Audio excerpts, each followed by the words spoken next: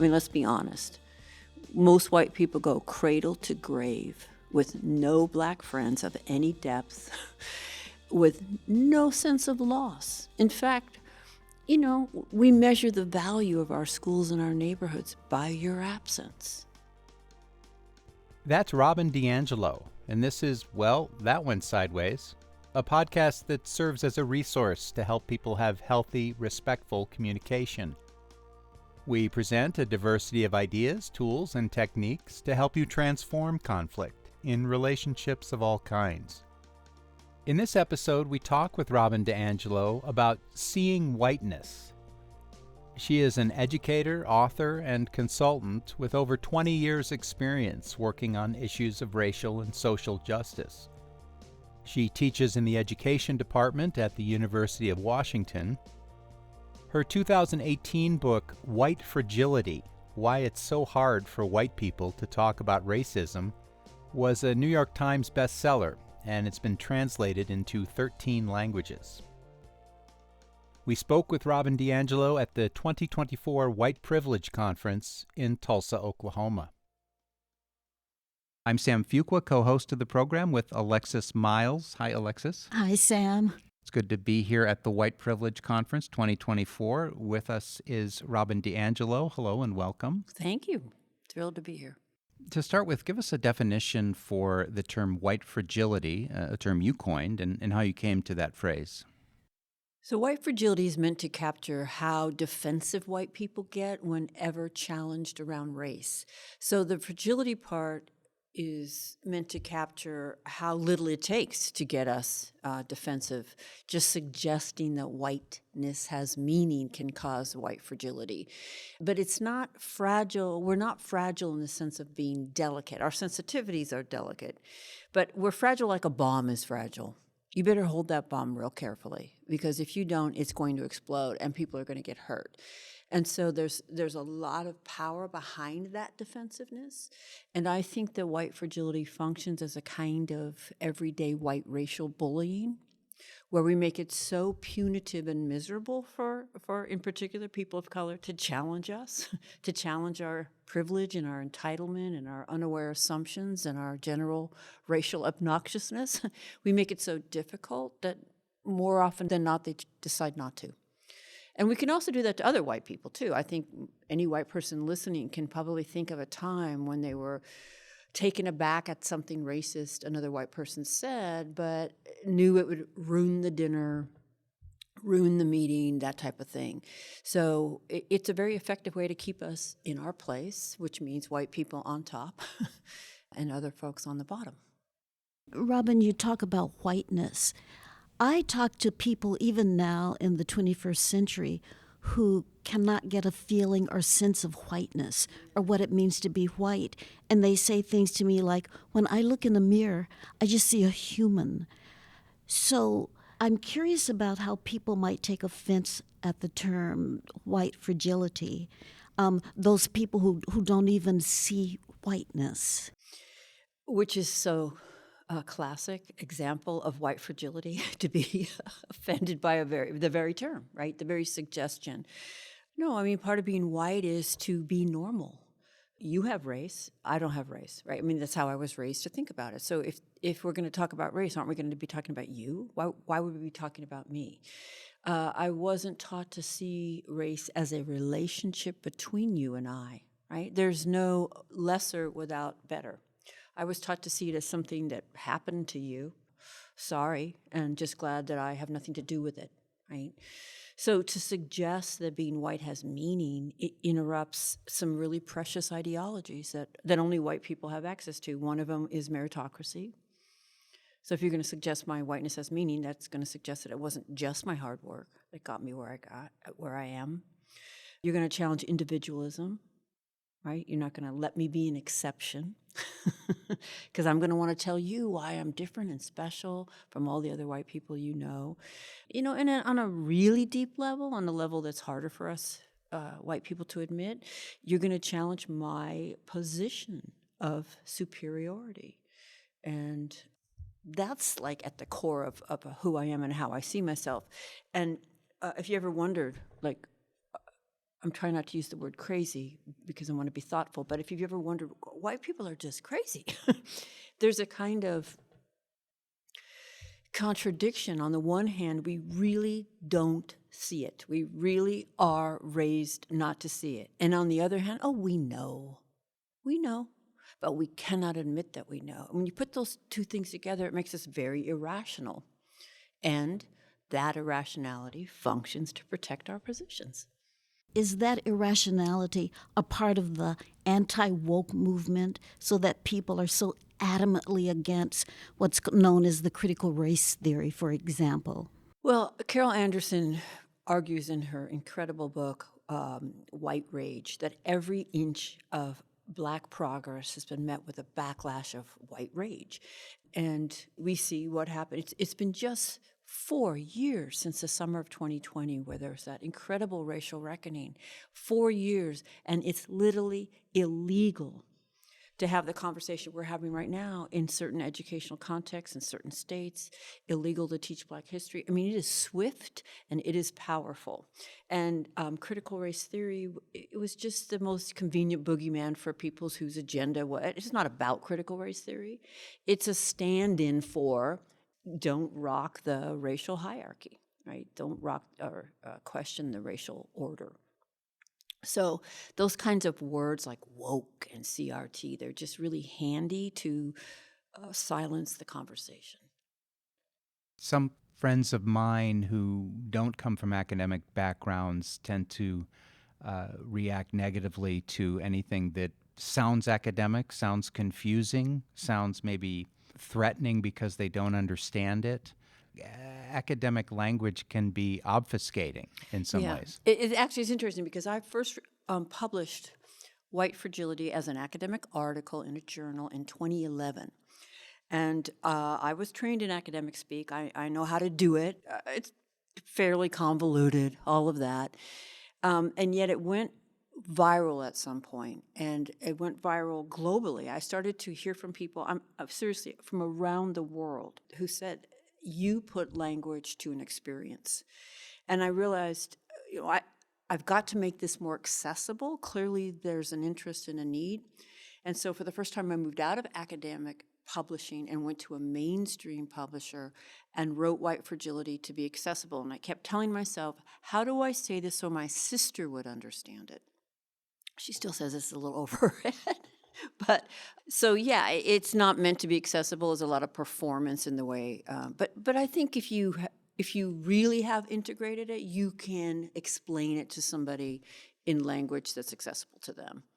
Yeah, so I wonder if we had something that wasn't called critical race theory, but was put in more plain language, if it would have been less threatening. I don't know. I don't think critical race theory was threatening until they made it threatening, because now they've moved on to DEI.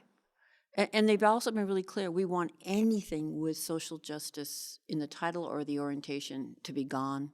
So I actually think they're going to get us no matter what it is. Wouldn't have made a difference, yeah. And you talked earlier about the backlash, that there is always one step forward, a couple of steps back, that whenever some progress is seen to be made, there's a big backlash. And so have you seen this cycle repeated? I'm really clear that unlike the way I was taught, right, I was taught to think of progress, right, we're always progressing, we're always moving forward, and you guys can't see my hands right now who are listening, but up, up, up, always going up. And clearly it's more like a power struggle, right? So it's more like a push and a pull, right? You get a little bit, go back the other way. And that is why those of us who are white, can never be complacent. That's why I say there is no choir. None of us have arrived. I have not arrived. The moment that I think I have, I'm going to get complacent. And I don't think I'm naive about systemic racism and white supremacy, but I did not think we could be where we are right now. I didn't think that we could go that far back. We've lost the Voting Rights Act. We've lost affirmative action. It's illegal to teach Black history, and there's bans in 17 I just didn't think we could. But on the one hand, we obviously got far enough to cause that much of a threat. Well, I am so curious about what keeps you going. You are a white person.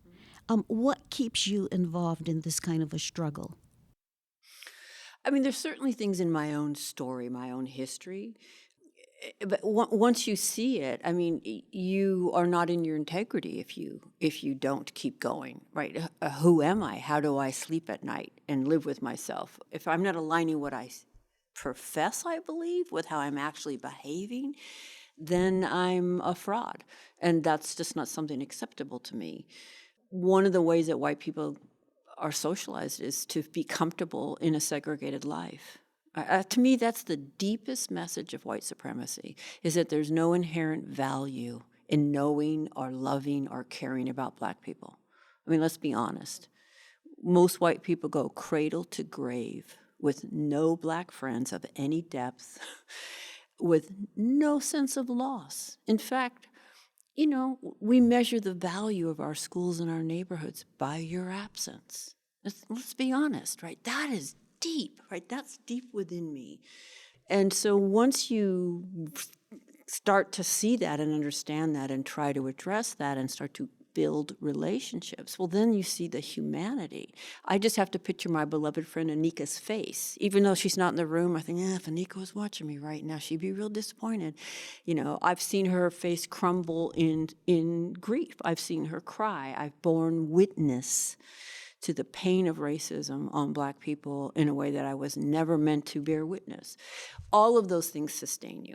And then you have your own history of oppression in other ways that help you as a way in, not a way out, but as a way to say, wow, if that's what that felt like for me, it's unbearable to think I caused anything close to that for somebody else. Now, earlier you talked about being working class. Is that one of the things you're talking about when you say a way in? Yeah, and working class was a little bit later in life. I actually grew up in poverty, so periods of homelessness, periods of living in our car, incredible shame, oatmeal, the only food in the house, my sister not having shoes to go to school. I mean, really kind of poverty. And the shame around that, it's deep. Now, I'm very clear that I'm white, and I was always white, and that intersects with that. And so when you meet white people who say, well, I don't have privilege, I grew up poor, please send them to me, okay? Because, look me in the eye and say it's the same thing to be Black and poor as it is to be white and poor. But that's one key. I was also female and Catholic.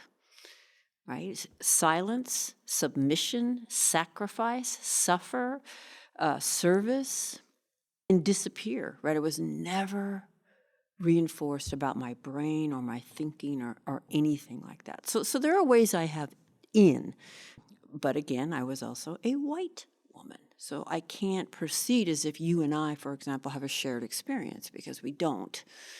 But I can certainly access it. And in fact, because I proudly identify as a feminist, angry feminist. Why would you not be angry if you're paying attention? But when there's a piece of feedback, perhaps you give me some feedback and I'm not getting it, and I'm thinking, I just switch the roles, and I imagine that I've just said to a man what you said to me, and he's thinking what I'm thinking, and then I got it. Okay, all right. Yeah, and so when white people say they need to feel safe in order to talk about race, I just imagine a white man saying to me, I need to be safe before I can talk with you about misogyny, and I would basically say, F you. I would immediately get what's off about that, and so that helped me kind of figure out, well, that's the same move white people make. So coming back to some of this earlier conversation, if a white person says to you, well, I don't see color, what is not a safe response, but a response that can open up a conversation rather than shut them down? Well, a couple of things. One, always point your finger inward, not outward. So just start with a story of your own. You can say, hey, I can totally relate. For a long time, I didn't think I saw color. And then tell how you've come to see it. They can't really argue with your experience. You're not telling them to have it. You're not telling them they're racist.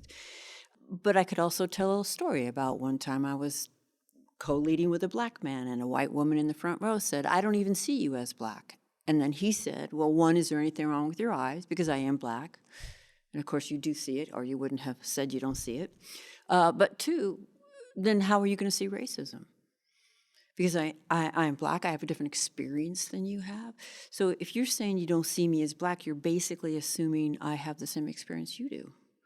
So you're erasing me and my experience. So I might share that story, right? I'm still not pointing my finger at the person who asked it, but I am offering a counter narrative. And I think that's really important. And then maybe the last thing I always offer to white people around this one is do it for your own healing, right? Like, I hope that person shifts as a result of my response, but I have to do this to be in my integrity. I have to break with the ways I've been socialized to be complicit. And one of those is white solidarity. One of those ways I've been complicit is the unspoken agreement between you and I that we'll keep each other's racism protected, we'll help each other save face. And so when I break with that, I'm healing myself. Can you tell us the story of when you consciously became aware that you're white and that had meaning? Yeah, and it's a lot like water dripping on a rock, right? You see it, and then it goes away again, and that's the other thing, right? Like, you're at a conference like this, and everything here is to help us see it, and then you leave the conference, and everything out there wants you not to see it. And actually, there are penalties for you seeing it. That's why we can't be complacent. But actually, it's a perfect question because it was reading Peggy McIntosh's white privilege article, which I know inspired Eddie Moore to found this conference. I can tell you where I was sitting. I had like a little bit of an outer body experience. I almost felt dizzy. It was just, I still have goosebumps thinking about it. And it was, I just felt white for the first time in my life. Like, I knew that I think all white people know at a very early age it's better to be white. There's all that. But we don't move through the world feeling white. And man, I actually didn't want to go outside. I'm like, oh my God, everyone can see I'm white. I felt like I was just blasting white from reading that article. So that would probably be the turning point. And you've talked about values and integrity, that you would not be seated in your integrity and in your values if you didn't take certain actions. Can you say more about what those values are? Well, the status quo is racism. So we're all living in a society in which the default is racism and the reproduction of racism. And white people have to recognize that we are comfortable in a racist society. Like, I move through the world in racial comfort. It's an exception to be uncomfortable racially, and one that I can choose and have been warned most of my life. Do not go out of your racial comfort zone, right? So we start there, that niceness is not interrupting the status quo of racism, right? And Ibram Kendi says there's no not racist. And Beverly Tatum, it's like being on a moving walkway at the airport. To do nothing, to just carry on and smile and be friendly and to be nice does not interrupt that status quo. You have to actively seek to break with it. So it's how do I do that? And I want to caution white listeners, the number one question I get is, how do I tell some other white person about their racism? And I always just look that person in the eyes and say, well, how would I tell you about yours? Because it's always somebody else's, right? And so this isn't all about I'm going to speak up all the time. There's a lot of internal excavation we need to do, and honesty we need to get in touch with. And it's multifaceted. What I'm thinking is, it is possible for you to go through life without ever talking about race. And you talked a little bit about there's a comfort level in being able to do that. What's in it for you? Well, there is integrity. There's also the depth of relationships I never would have had. To be able to recognize another's humanity is to gain more of your own humanity. I think any society in which somebody is less than can't serve the society, right? The loss is just really significant. But I don't like to get into the kind of like economics or whatever. For me, it's really about humanity. Yeah, it's just not okay. Well, one question we always ask our guests, picking up on the title of the podcast, is tell us about a time or two when things went sideways for you, what you learned, how you responded. Whew. Okay, so I was asked to give a keynote at it was some religious organization within Christianity. I don't know if it was Methodist. It was something like that. And so it was this huge auditorium, and I was told, you're going to be on a jumbotron. Like, that's how many thousands of people were in this. And the bishop kept wanting to see my slides, and I'm like, nope, you asked me to talk, you either turn it over or not, but I'm not giving you my slides so you can go through them. Are you kidding? No. So all day long, I'm listening to people testify up at the mic about,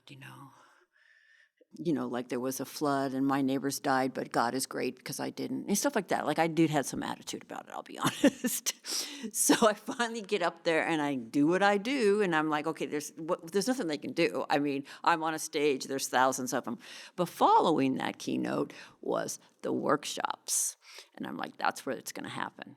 And sure enough, right, my workshop was spilling out. I mean, it was packed to the gills, people standing, Now, some of it was the first time anyone had brought that topic to this group, right? And there weren't very many Black people, but whatever ones were there were in that room.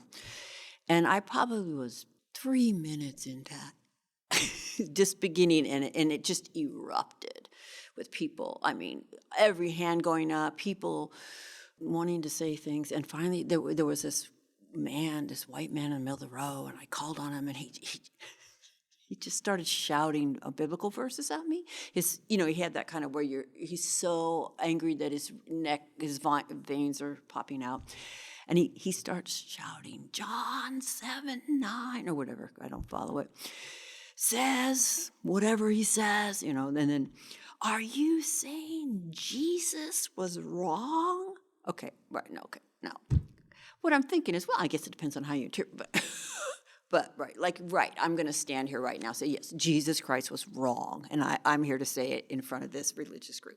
So no. But it was so, I think I actually went like this, I think I was just like, oh my God. And the room, of course, was just vibrating. I said, let's all just take a deep breath. Like, just bring it down. So, and I did, and that helped. And don't ask me where this came from, but I said, no, Jesus wasn't wrong. And I'm not saying that Jesus was wrong, but we don't live on the spiritual plane. We live on the physical plane, in the here and now. And in the here and now, there's racial injustice. So if we want to usher in the world that Jesus came to proclaim, we have to address the inequality in the here and now. Okay, seemed to work. It certainly calmed that down. This went on for a while, and then there was a white man in the front row that had his hand up for a long time, and it was like 3 minutes before the end. So I called on him, and I said, okay, would you like to have the last word? And he said, well, yes, I would. And then I thought, oh, my God, I just gave the last word to a white man. Of course he wants it. All right, so inside, I'm just going, oh, my God, how did I do that? And so this white man, stands up and says, may I lead us in prayer? Okay, and the room, yes. Okay, and I'm just like looking down. And then he launches into, dear God, thank you for bringing this righteous woman to give us the message we need to hear. Thank you, God, and he goes on thanking God for my message. And the whole room has to thank God with it. It has to thank God for me. And so it was like, oh, that actually turned out to be the right person to call on. I was so kind of blown away by it, given that how intense and how angry and how much stuff was in the room. And when he finished this just beautiful, I had to go hug him. So I went up to him and he grabs me around the waist and he goes, you just keep speaking truth to power. That's a big wow. And I ran to the cab, and I was shaking when I got out of there, but I was also like, how did that turn out like that? I don't know. Oh, yeah. Divine providence. And I'm not religious, but it would be it kind of appear to be. Yeah. Wow. But maybe just to unpack what I did. First of all, by taking the breath, I slowed everybody down, including me. The truth is I'm an atheist, and I don't share that often. I've now just said it on in the recording. But I used language that he could understand, that could connect, but was still true to what I believe. Because being an atheist doesn't mean you don't believe in, spirituality. So those are just two pieces, I think, that really made a difference. And the other one was just a fluke. Just luck of the draw. Well, I actually like how you said that you believe that the world Jesus wanted was a world of equality, of justice. Yeah. And I think everybody can agree with that. Yeah. Yeah. I mean, I know enough to be able to know that, right? Like, if we really followed what Jesus preached, that'd be fine. It's the religion, around it that's a bit off often. That was a time when maybe the group was a little bit out of control, but I can share a time that I really stepped in, and it was here at the White Privilege Conference. So it was a year that the two keynotes were Glenn Singleton in the morning and Michael Eric Dyson in the afternoon. So I was there all day, and then I had just come from Michael Eric Dyson's keynote, and if you ever heard him speak, he's just, fantastic. And I was just buzzed, and he gave me a shout out. So I was just pumped, right? And I'm walking down the hall afterwards, and these two people come towards me, a black man and a black woman. And they smiled at me, "Hi, Robin." So, okay, clearly I know these people. But to be honest, I did not recognize them. I don't know who they are. But I'm pretending that I do.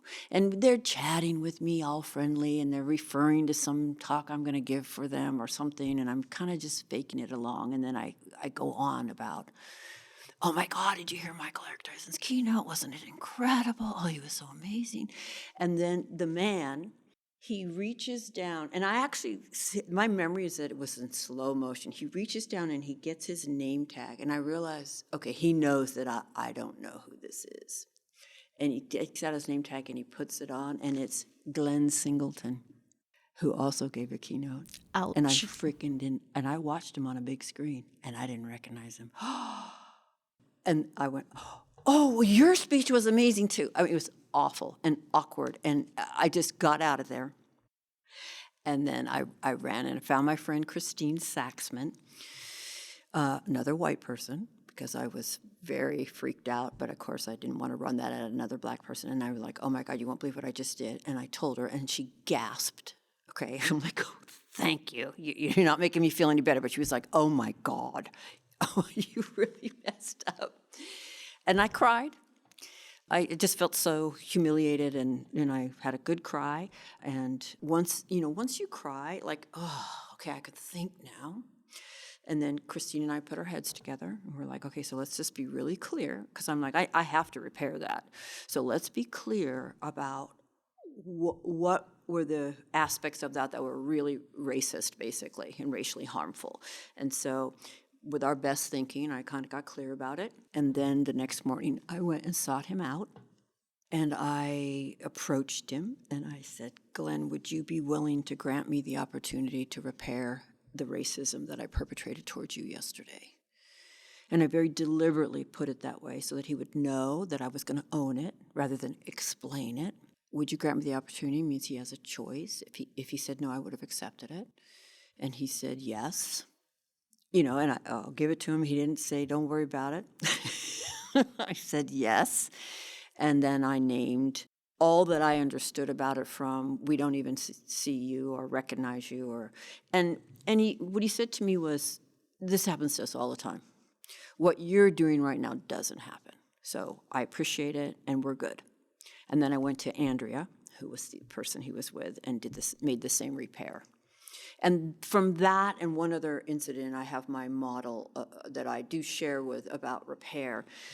And one of the things I always ask is there anything else that needs to be said or heard that we might move forward? And in the incident that I read about in White Fragility, the woman said to me, "Yeah, there is something else. If we're going to work together, you will run your racism at me again. So the next time you do, would you like your feedback publicly or privately?"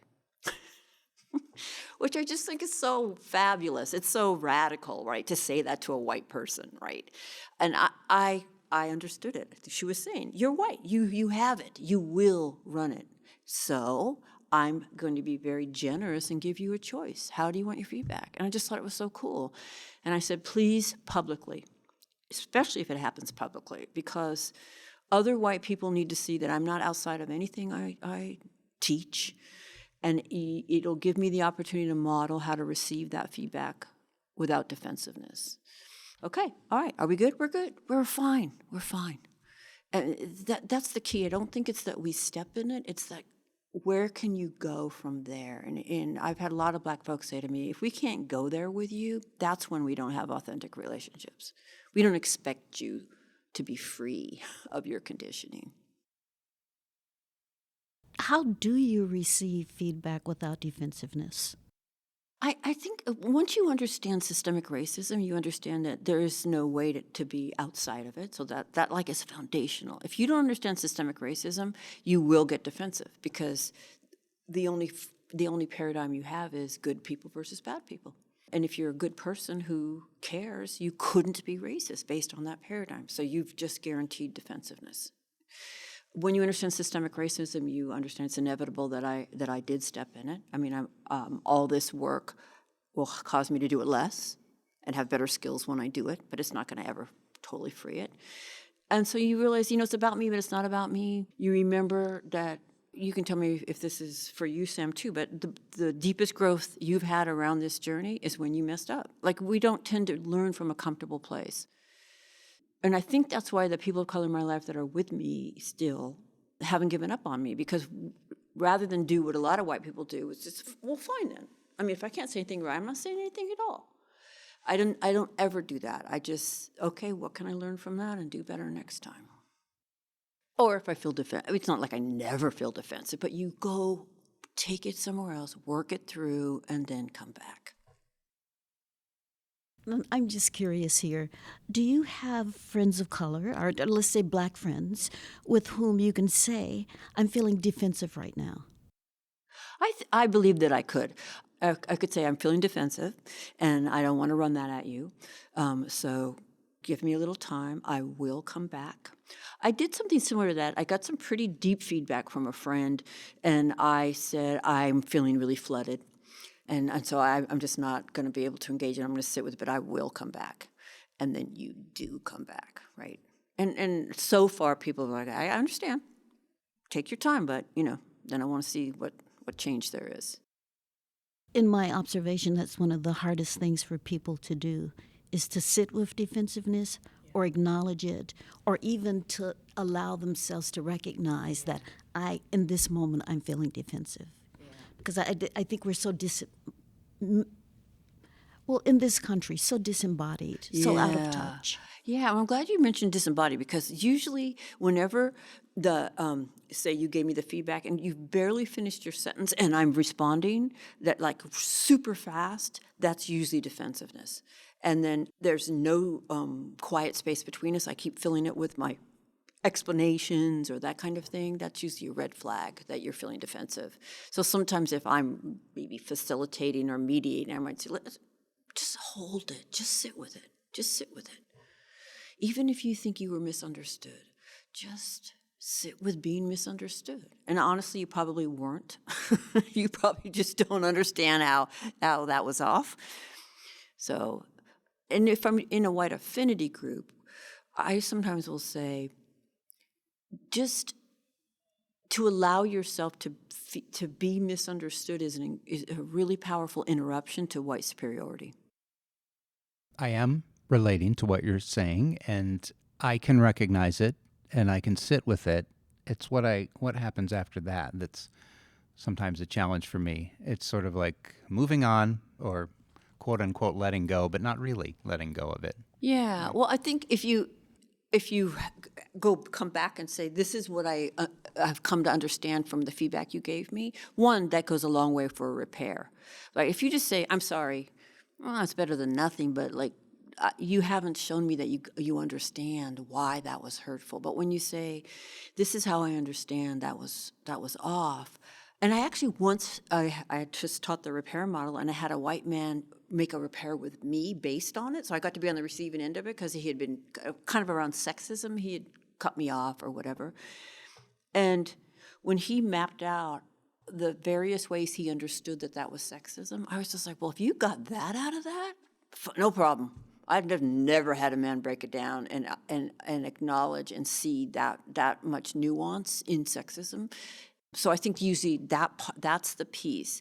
I bet you if you came back and you said, I just want to, just to put closure there, I just want to check my understanding, you probably would get more closure than you think, right, if you were able to do that. And the person was like, yep, you got it. Or, no, that's not, or they get to recalibrate you a little bit if you missed a piece. I'm sitting here listening to you, and I'm thinking, yeah, there is a power in being seen. There's an intimacy in being seen that allows space for that kind of coming together. That's far different from just a conceptual conversation. It's that word? It's embodied. When something is embodied and deeply understood, and people can't see us, but we're looking in each other's eyes right now. Makes a huge difference. As you look around this country in particular, at all of the backlash, at everything that's going on related to race, what gives you hope? So I would be disingenuous if I said I had a lot of hope. But I'm also really conscious that right now I'm looking in the eyes of a black woman, and that for a white person to say I feel hopeless is really problematic, right? And that's an example where I could say if men say to me, I feel hopeless that patriarchy will ever end, I'd be like, well, that serves you, doesn't it? So I try not to express that around my friends of color. And I also know that I just can't give up and be in my integrity. Right? You just can't. You don't get to.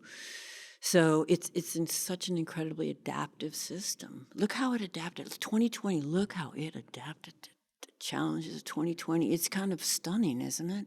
And so we have to be adaptive and hang in there. And one of the things that helps me have a perspective is I don't believe racism is going to end in my lifetime. Actually, I very strongly don't believe it's going to end in my lifetime. But I am confident that I do less harm as a result of the work that I've done, and that I might have impacted other white people to do less harm, and that's not small, because less harm could be one more hour on your life, that you didn't take all the nonsense home with you and agonize about whether it was worth it to talk to, how do I do it? Should I do it? Is it worth doing it? Was it me? Did it happen? All the things that weather Black people and other people of color, all the things, the gaslighting and the high blood pressure and the heart rate and the things that cause for shorter lifespan, those are often not those big policy changes. They're those interactions with your coworkers, or, those are the theme of exhaustion from people of color, around white people, I hear all the time. So me doing less harm isn't small, and that much I can say. And so you kind of go for those little goals. Well, of course, I'm an educator. So thank goodness there are activists who go for the big policy stuff, and that's not my gift. So, that's okay. Robin DiAngelo, it's great to spend time with you, and thank you for doing that and for your work. Oh, you're so welcome. Yeah, it was really rewarding. Thank you. It was wonderful spending this time with you. Robin DiAngelo is an educator, author, facilitator, and consultant. You can find her online at robindiangelo.com.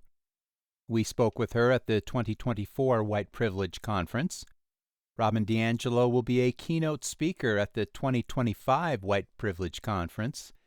It's happening March 26th through the 29th in Hartford, Connecticut.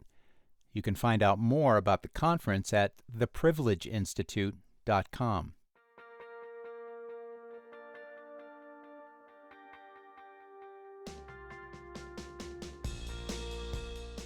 Thanks for listening to Well, That Went Sideways. We produce new episodes twice a month. You can find them wherever you get your podcasts and on our website, sidewayspod.org. We also have information on our guests, interview transcripts, and links to more conflict resolution resources. That's sidewayspod.org. Our production team is Mary Zinn, Jess Rao, Norma Johnson, Alexis Miles, Alia Thobani, and me, Sam Fuqua. Our theme music is by Mike Stewart. We produce these programs in Colorado on the traditional lands of the Arapaho, Cheyenne, and Ute nations.